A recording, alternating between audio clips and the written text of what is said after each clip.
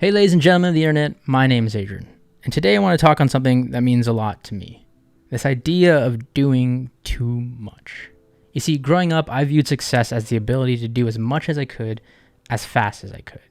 I had to make a certain amount by 18, I had to have a certain net worth by 20, I wanted a certain number of subscribers for my YouTube channel. In other words, goals. Maybe different goals than that of the average teenager, but nonetheless, goals. You see, a lot of my self-worth and esteem was tied to my success at an early age. And the more I did, the more time I spent on my businesses, the more things I built, the more successful I felt I became. So to me, success equaled more. It equaled doing more. And eventually, and arguably, it ended up being doing too much. We live in a hustle culture.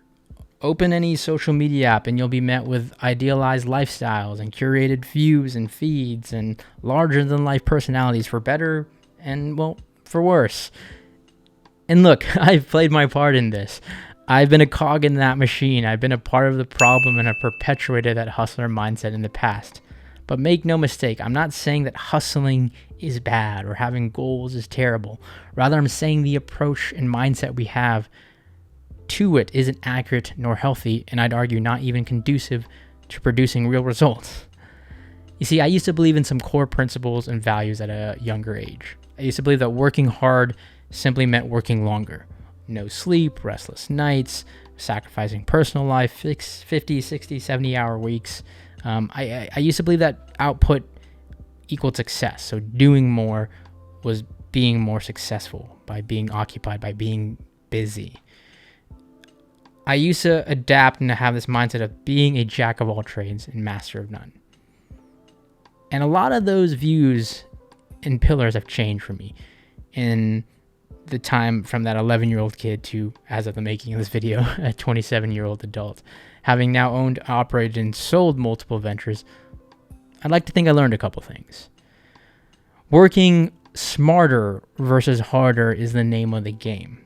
And while, yes, you still have to work hard and put in the time and effort, it's about the quality of time spent, not the quantity of time. Talent fails where hard work doesn't exist, for sure. You're always going to got to put in the time.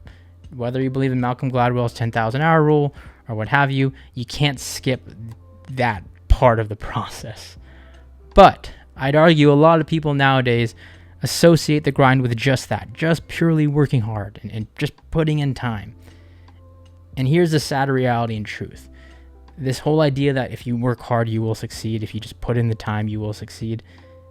In itself isn't the whole truth nor the reality. There's a lot of people who work hard and fail. There's a lot of people out there right now who are working hard at the wrong thing. You see, it's a privilege to hustle, to grind.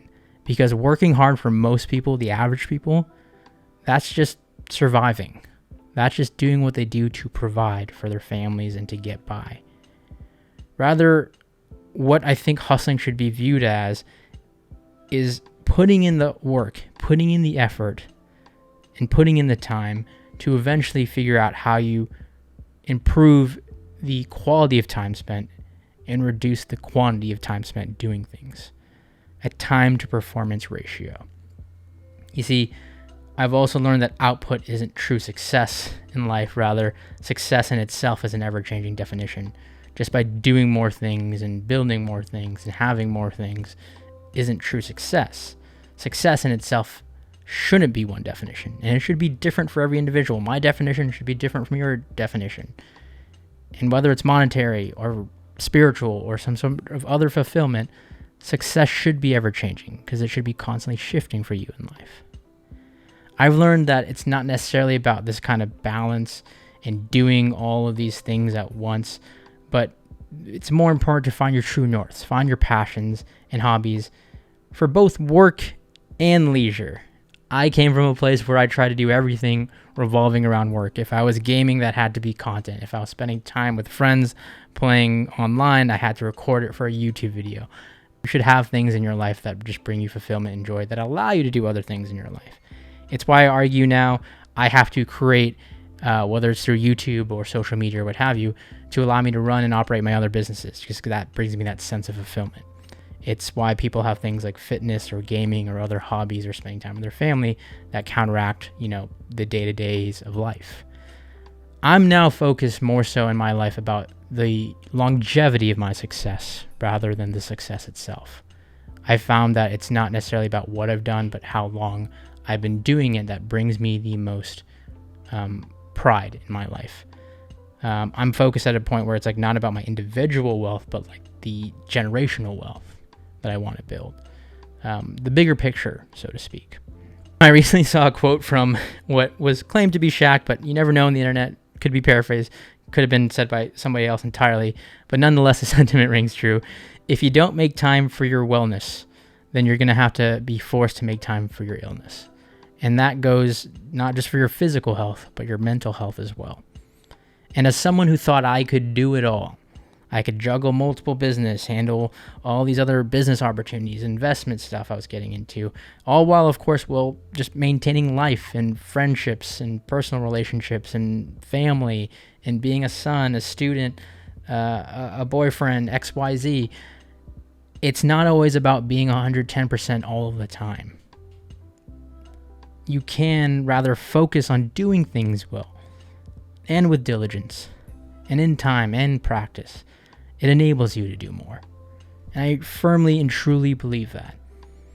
You see, the people that you may idolize, the reason the wealthy or upper class succeed at such a high level is because they have inherent benefits, advantages, and privileges that the average person don't, whether most see it or not, right? If they have things like resources and money, that creates time, which creates opportunities.